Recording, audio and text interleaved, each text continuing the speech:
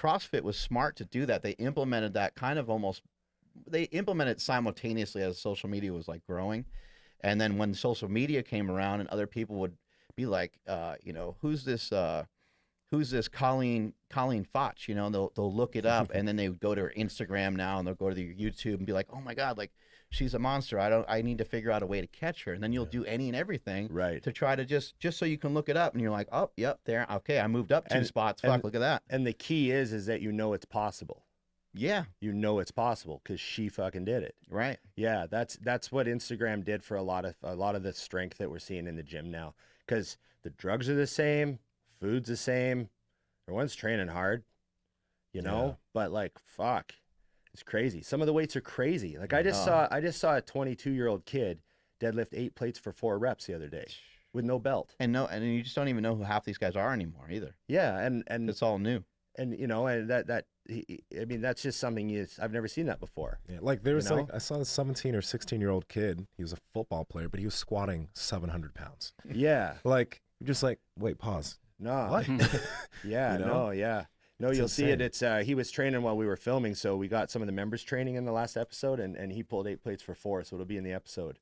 But like, you just, you know, when it's just like, that's just not, you know, not something that I've ever seen before, a 22-year-old anyways. And what about how strong the girls are getting? Well, yeah. You know, the females have exploded. I mean, I am a huge Steffi Cohen fan. Oh, yeah. I just like, she's unreal. awesome. Like, cool person, too. oh yeah, Really she seems great. super cool, but like, I love following, watching her. When They have a gym in Florida. Yeah, I need was to go check it out. following her deadlift when she was getting up to like the 500 and all that stuff, and then the 5 plate squat she did at the animal cage, and that was just fucking awesome. I show her I tell people to follow her all the time. Yeah, she's a monster. Yeah, you She's know, unbelievable. yeah, It's amazing just seeing that progress. But like you said, I think, you know, the big thing is just seeing that it's possible. You look at someone else and you're like, that guy's kind of like the same weight as me, or sometimes they weigh a lot less, and you're like, oh shit, all right, well I guess I should be able to figure out something Right. like close to that, you know. Yeah. There are genetic differences, right? But you're like, I should figure out something. Yeah. Have you felt like because you were so driven, do you feel like you may have like missed out on some stuff? Do you feel like there was some maybe some key mistakes that you maybe could have otherwise avoided? There was lots of things I could have avoided, like injuries and stuff. You know, just being smarter in the gym. And I'm just, you know, how stubborn you get. You know, you just like, or you're prepping for a show so you don't have time to skip stuff. So yeah, I mean, there's things I could have done that way, but I don't really feel like I missed out on anything. I guess I don't really believe in regret. Like, you know that, is there anything you regret? You know, when people start listing stuff, and I'm like, I don't regret anything. Because if you changed one thing, my whole life would be different. Like, that concept I can't get away from. Like, you know, I regret that I hurt that person when I broke up with them. It's like, well, if you wouldn't have broken up with them, then your entire life would be completely different. So, or like, if you just never would have chose to go out with them in the first place. Yeah, then yeah, like you can't just regret things, or like, I wish I wouldn't have worked there. Well, why not? You learned like this lesson and this lesson, and then, you know what I mean? Like, it's what you wanted to do. Yeah, it's what I wanted to do. And you understood it. I didn't give a shit about a lot of the other stuff, you know, like I just didn't care about going out for drinks on Friday. I just didn't care about that stuff. I always surrounded myself with, you know, people that were pretty laid back and chilled out and supportive. And, you know, I was just kind of, you know, like I engineered my environment.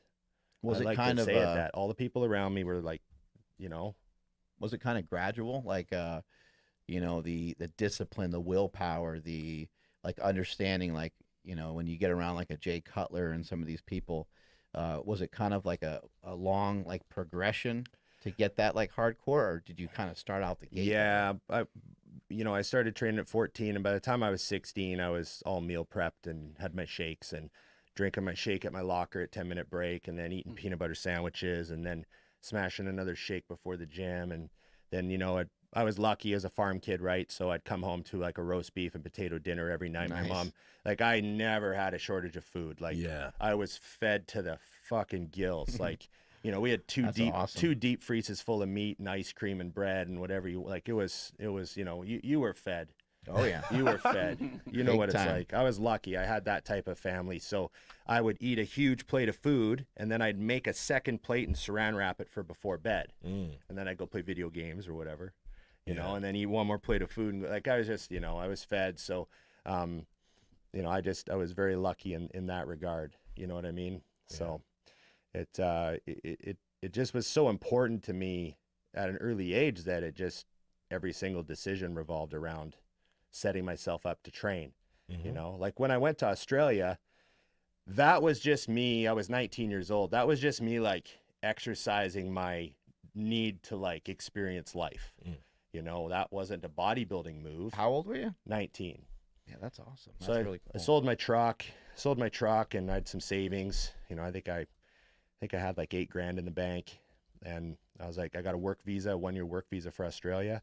And I was just like, okay, I'm just going to fucking go and just have fun. I'll find a good gym. I'll set myself up.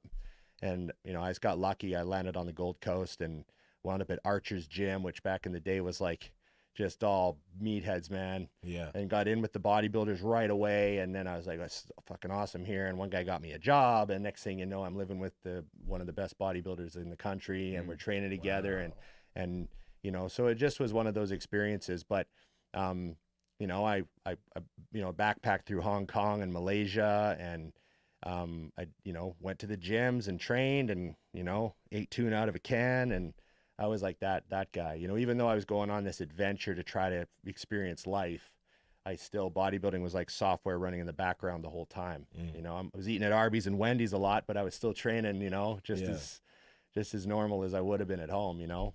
So yeah, you know, I didn't allow anything else to come before it.